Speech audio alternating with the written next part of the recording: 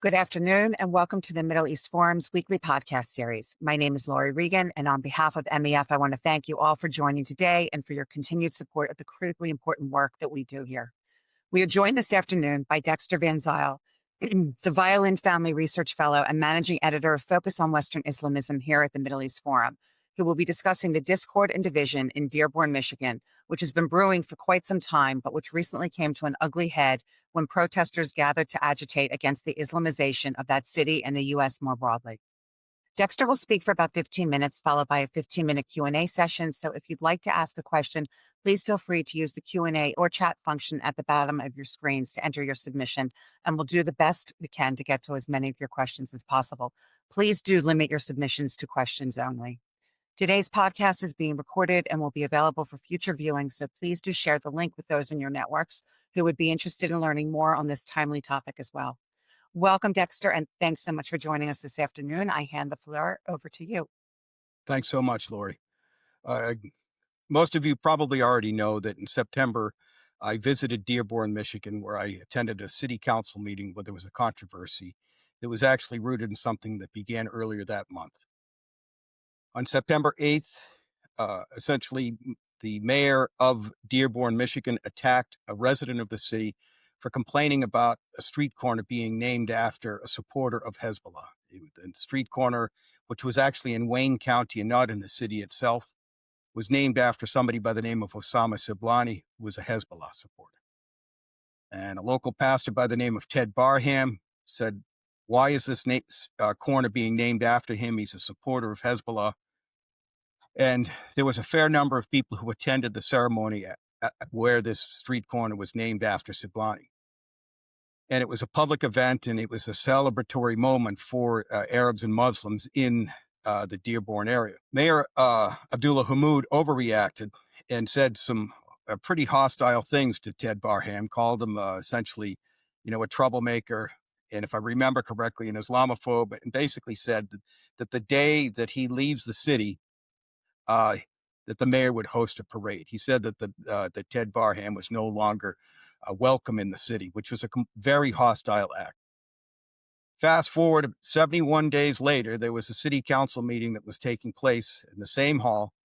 And prior to that, there was a protest that had taken place where essentially very far right marchers, and I think, and we can discuss this later in the program, I think it's fair to call them fascists. And I've been thinking about this for a while. Led by an individual by the name of Jake Lang, who is apparently running for senator in Florida. He was a J6 protester that spent 4 years in prison, in jail. He was pardoned by Donald Trump before his trial took place. And he was caught on video assaulting police officers in the Capitol with a baseball bat. Jake Lang used this controversy to essentially whip up hostility towards Muslims in the city, while local people in the city, including Ted Barham and other Christians who attended the city council meetings, they would basically approach this issue in a much more ironic manner and a much more peaceful and responsible manner. They kept pressuring the mayor to respond to this problem, and the issue was probably going to get worse for him because just recently, Mayor Hammoud had joked about being a jihadi in an interview that was released just a day or two before the arrest of a number of young men in Dearborn, Michigan itself, who were planning a violent attack against people in the LGBTQ community in a nearby city of Ferndale. And that was an FBI raid. And it was clearly not something that you wanted to be joking about in the city of Dearborn, because frankly, there are jihadis there. I really don't know how else to put it, but that seems to be the reality. And the city has always been kind of a focal point for Arab and Muslim extremism against Israel and against the United States overall. And one of the things that you'll see is that at regular protests that they have in the city, people will regularly chant death to Israel or death to America. And local politicians are very careful to condemn that action. But the fact is that there's significant support for Hezbollah and anti-American sentiment in the city. And the problem is that the non-Muslim leaders and elites in the city are very reluctant to actually stand up against it, except for a very small number of evangelical Protestants, including Ted Barham. And but Jake Lang basically used this as an opening to bring his brand of white supremacism to the city. And Anthony Hudson, who was a candidate for governor in the state of Michigan, was going to basically went on a 3-day tour of the city, and he was going to protest against Sharia law. And when he showed up, he basically discovered he made contact with Muslim leaders, and they were essentially able to, I think, to a certain extent, get him to settle down, and were able to co-opt him and go around and talk as if everything was hunky-dory in the city, which I think is kind of an exaggeration. He said that there was no Sharia law in the city. And I think really the way to phrase it is that there's a problem with Muslim male supremacism in Western democracies, and Dearborn is one of the places where this is a reality. What happened was that Jake Lang decided to piggyback on Anthony Hudson's march or tour through the city, and he organized a protest that was going to take place from mid afternoon before the city council meeting on to November 18th. And he marched through the city, and he carried a Koran, and he slapped it with bacon or pork, and he at one point attempted to burn the Koran. And at one point during his march, he was assaulted on camera, punched in the face by appears to be a young, angry Muslim man from Dearborn or thereabouts, which was exactly, I think, what Jake Lang was hoping for, because what he was hoping for was to essentially use this as an attempt to kind of stir up hostility, generate support for himself on the internet, and get the internet views that he's looking for. And I think this is one of the troubling things about this, is that essentially what his goal was to essentially kind of use the problem of Islamism in the city of Dearborn as a launching pad for, quite frankly, his divisionist and hostile and anti-democratic agenda in America. And and the problem was, and this is one of the difficulties that I think that we're struggling with, is that we're dealing with a group of people that actually have legitimate grievances. Okay, one of the things that I think that the far right or essentially, quite frankly, and I've thought about it. I looked up Robert Paxton's book, the Anatomy of Fascism, and I said, does this Andrew Lang character meet all of these characteristics of fascism? And I think that he does. Okay, I think that he's using an animating. He's got all of the animating or mobilizing passions that Robert Paxton talks about in his book, and we can talk about that during the Q&A. The problem is that what this has done is that this has allowed Mayor Hammoud in Dearborn to portray himself as a victim. He was the one that set this in motion by attacking a Christian in such an obvious manner and in such a ridiculous manner and a hostile manner, essentially arousing legitimate fear for the rights of non-Muslims in the city of Dearborn, and also essentially raising questions about, just how serious Muslim politicians and their non-Muslim allies in the city are to essentially abiding by the rules of American civil society. And one of the things that I have said on a previous interview on MEF podcast is that ultimately there's a significant number of people in the city that are willing to go along with Mayor Hammoud's agenda, largely because they do business with the city and they rely on the city and the city hall for public goods that he's able to provide for them. And that's why folks like Reverend Barham are so important. I guess really what has happened is that I think that this is one. When I write articles, typically for the Middle East Forum and for other publications, I'm generally very, very excited to have them published.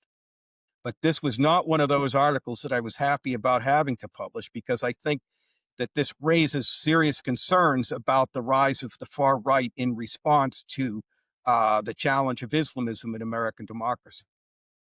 At one point, I was able to speak with Jake Lang, and the first thing out of my mouth was that I told him essentially that the Middle East Forum adheres to the dictum that was offered by Daniel Pipes a long time ago, that radical Islam is the problem and moderate Islam is the solution. And the first words out of his mouth was is that he does not accept that understanding and that he hates Islam itself. And so I think what he's done, and he thinks that it has no place in Western democracy in the United States, and that there's no hope for any sort of assimilation. And so I think that, and one of the things that I've made, that I'm absolutely clear on is that no responsible people or person in the counter-Islamist community can align themselves with the type of behavior or agenda that Jake Land propounded here. Okay. During the city council meeting, he said some very horrific things, and some of his supporters did as well. And one person who essentially came from the same side of the political spectrum, basically it looked as if his message was, okay, to the Muslims in the room and in the city of Dearborn, was, don't try to take over our politics. Don't be like those Jews. And it was quite clear because he made a reference. He didn't cite the book by name, but he cited Henry Ford as basically a laudable figure. And as many people on this call understand, Henry Ford was a notorious anti-Semite that published the book, The International Jew. And he basically said that to these folks, and he didn't name them specifically, but he said, to these folks, we are all Gentiles. We are all Goyim. And it looked as if what he was trying to do was to essentially set up an alliance between, Islamists, people in the Islamist community, and basically people in the far right or in the Christian, far right Christian world. And so I think this is really one of the difficulties, is that we have to be very careful, or we have to distance ourselves from this type of behavior immediately. And I don't have any doubt that the people on this call agree with that. But I think that what we see now is that we're entering a new chapter in the fight against Islamism, where people who are want to protect the Western, and this has been a persistent problem, who want to protect the West from any form of totalitarian or authoritarian movement, need to be very careful about who their allies are. But one of the interesting things that I have concluded is that the opening for this was made in large part by politicians and elites who have failed to exercise or maintain the monopoly on the legitimate use of force in Western democracies. And by that, I mean they failed to protect the borders. They failed to protect their tax system, and they've allocated funds to institutions that promote anti-Western and anti-democratic agendas, Islamist organizations. And I keep mentioning that some of the work that Sam Westrop has done. And also they basically have failed to insist that new people or immigrants who come into the country assimilate to the rules of civil society. And because of that, we have the crisis that we have now, because we have young people, young men especially, who look at what's happening and they decide that they need to fight back and use, essentially, for lack of a better word, Freikorps tactics that we saw in the Weimar Republic. And this is a very troublesome thing. And I think that we have to stand up against it. And we have to work with people to educate them and say, look, if you do not enforce the law and insist that newcomers assimilate into Western democracies, this is what you're going to have. This is what's going to happen. So with that, I'll open it up for questions. Thank you so much, Dexter. That was very informative. And I'm going to take the liberty as the moderator of asking the first question. Please, to the audience members, submit your questions at the Q&A button below, and please do limit them to questions if you can. Dexter, I'm glad you talked about assimilation, because that's really been front and center in my mind. Dearborn has the largest population of Muslims than any other city in the U.S. It is the first Arab majority city in the U.S., I believe, with 55% of the population from the Middle East and North Africa. And it also has the largest mosque in all of North America, from what I understand. So in addition to the mayor, as you pointed out, suggesting to a Christian pastor that he's not welcome in the city and has not apologized for that, he has also disavowed assimilation. And there's imams across the country who are preaching in their mosques to their adherents the same thing, not to assimilate. So, first of all, is Dearborn turning into a no-go zone? I realized that Lang and the others who went into the town were looking to stir the pot, but still, I saw a video of a British woman there who said she's not comfortable being there and felt like it had turned into a no-go zone. And then we've got these other cities, the Epic City planned outside of Dallas and whatnot, other places in the country that when they don't assimilate, this is my concern. My bottom line question is, you end up with Ilhan Omar, Rashida Tlaib, and other people in Congress. And so, is this a planned tactic of the Islamists to not assimilate in order to win political office and then infiltrate the West that way as well? I think, first of all, it's coordinated, and yet at the same time, it's ad hoc. I think that essentially what I'm afraid of long term is the Lebanonization of American society and of the United States in general. Uh, is it going to be a no-go zone? The people I've spoken to, when I've spoken to some Christians in the area, one of the things that they say is, I say, so are there any Jews that live in Dearborn? And they say that the Jews that they talk to are all terrified of the idea of actually living in Dearborn. But at the same time, and this is one of the difficulties that we're going to have, is that Dearborn's a pretty wealthy and comfortable city to live in for the most part. There are rough sections, but the thing is that it looks as if Mayor Hammoud has figured out a way to basically get people on board by making sure that the city is kept up pretty well, okay, in the areas where a lot of the voters live. Uh, and ironically enough, when I spoke to one person at the Karbala Center, he said, look at the neighborhood here, which was pretty run down. And the thing is that those people would have supported the mayor for religious reasons. And I suspect or wonder if he's able to get away with, and I don't mean to blame him because that city's been run down for a long time, but he's able to generate support from the elite, privileged, comfortable classes in Dearborn because the city's pretty well run. And then he's able to garner support from other people because of his Islamic identity. And so I think the one hope for it, and this may be me just, is capitalism. This may be, whistling in the wind or whistling in the dark, excuse me. But if anybody actually wants to succeed outside of Dearborn, um, there's a coffee shop called Haraz Coffee Shop that's located in and around Dearborn, and they have 31 coffee shops. And if you go in there, you'll see that basically they've supported the pro-Palestinian, anti-Israel narrative. My hope is that if we can convince people that, like, look, if you want to succeed in a larger economy and have any success or influence or ability to market yourself to the larger American body politic, you're going to have to abandon this hostility towards Israel, towards Jews, and quit trying to pass as an American, despite the fact that you hate Israel and Jews to the extent that you do. And I don't want to speak in such global terms, but I have spoken to a number of people who have had interactions with Arabs here in the United States, and they say that the conversations go pretty well and they're very nice and they can have good conversations. But the moment the subject of the Jews or Israel come up, there's a personality change that they see right away. And I think and I saw that at ArabCon. I went to the the convention that was organized by the American Arab Anti-Discrimination Committee.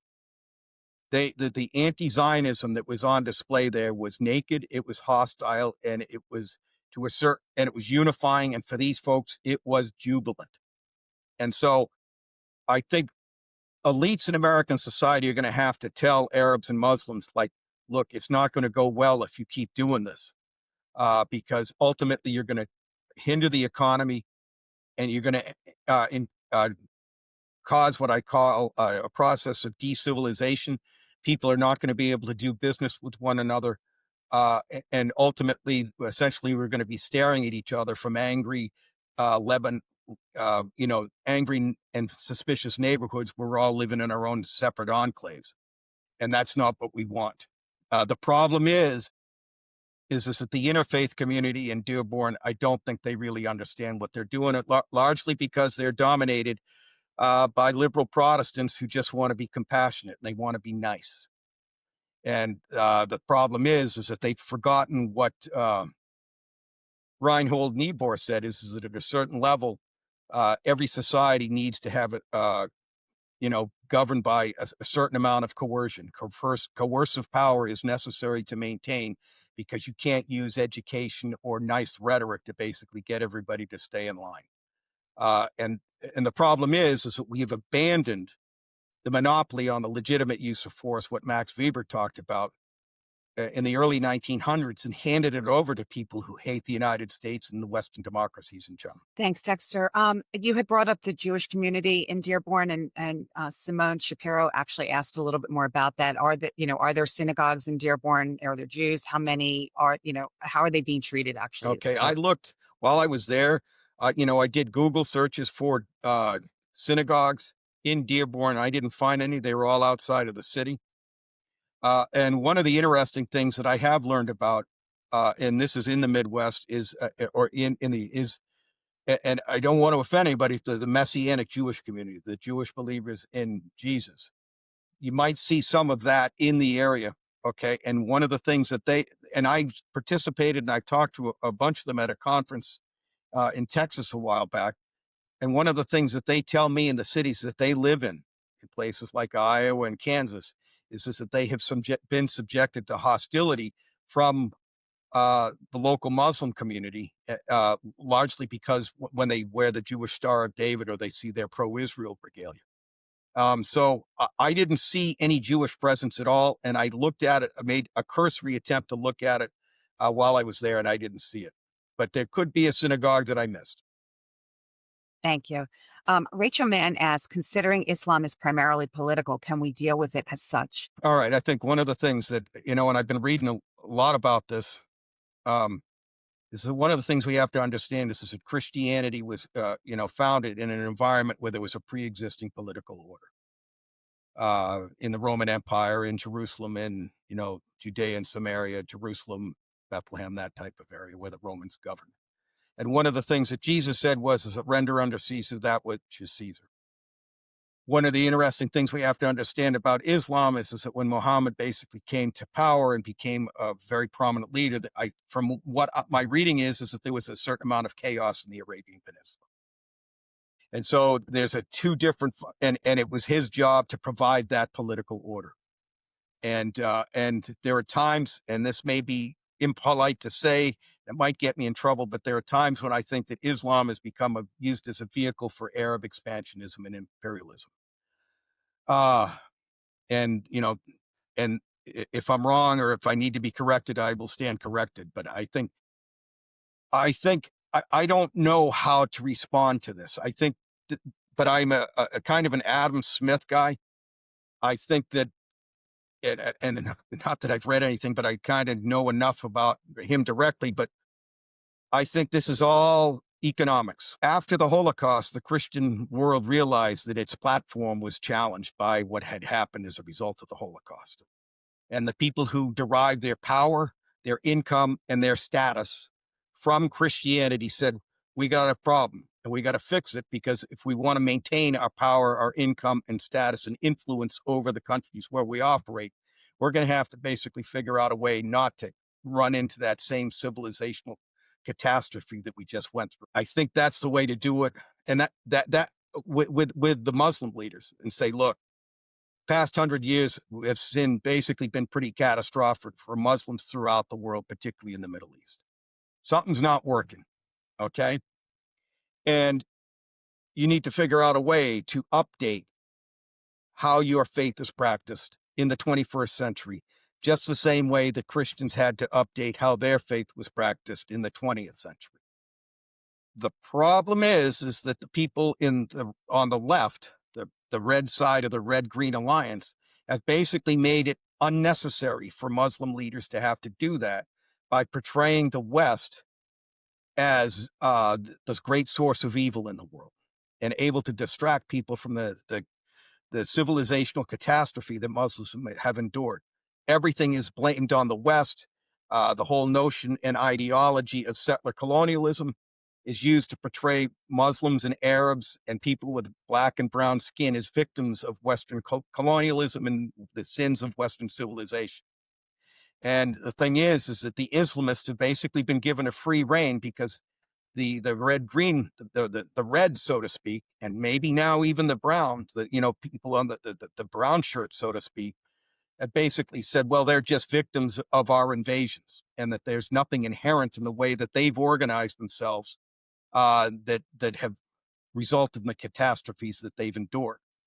And what happens is that people end up blaming the Jews for all of this, and that's really the problem.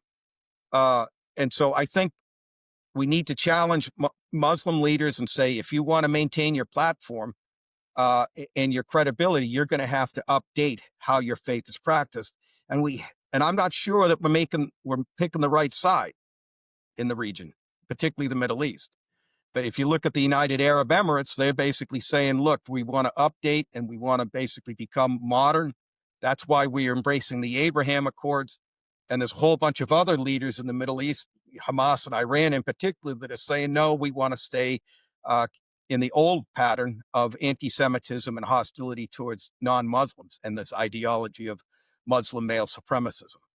I think part of it's going to be political. A lot of it's going to be ideological, and a lot of it's going to be theological. But unfortunately, a lot of the theologians simply have been emasculated.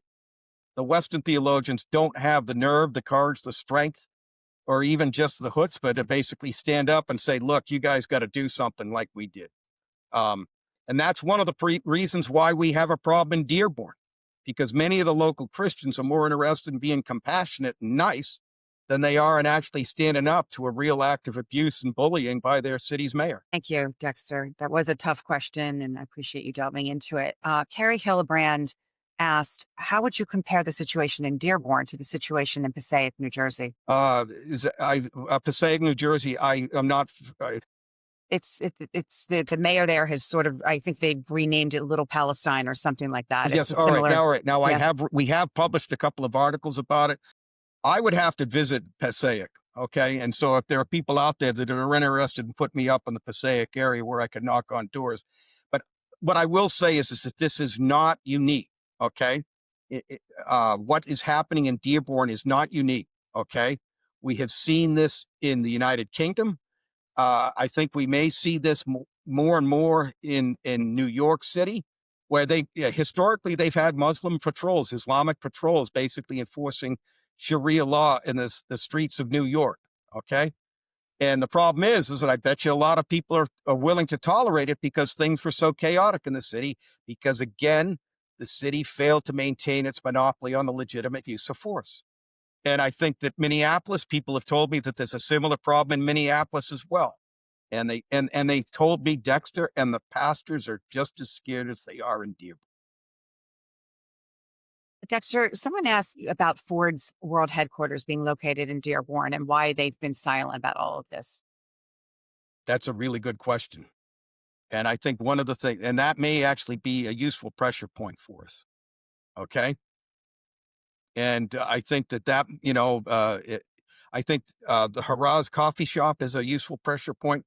I think we can basically start to challenge them and say, look, if you want to sell your product to the larger community, you can't tolerate this. And then the thing is that it's clear that the Ford Motor Company historically has been ashamed of some of the things that Henry Ford did. And it might be say, okay, look at what's happening in every one of the buildings that a lot of the buildings that I visited had the Ford name on it. Okay. And it was like, okay, if they're going to use the city that was set up by Henry Ford, and where he was a resident in Dearborn, people might want to say, okay, do we want that city to be allowed to cause the trouble it has? And what pressure can we use to convince the people who run Ford Motor Company that they need to push back against it and put some pressure on Hammoud and say, look, we're getting, I don't want to be too explicit, but we're getting phone calls from dealers in the rest of the country. Thank you, Dexter. I just want to make one clarification that someone pointed out to me that it's Paterson, New Jersey, not Passaic. Okay. And we don't want to malign a particular city. Okay. Fortunately, I'm looking at the clock, we've run out of time, and I know there's still a couple questions in the queue, and I apologize to those of you whose questions we did not get to, but thank you so much Dexter, for joining us. And I hope everyone continues to follow your work at the Middle East Forum and Thank you so elsewhere. much. All right. Thank you. Just a reminder that we will not be having an Israel Insider podcast this week due to the holiday. And I'm wishing everybody a wonderful Thanksgiving. And we look forward to seeing you next week. Thank you again to the audience and to you, Dexter. Thank you so much. Happy Thanksgiving, everyone.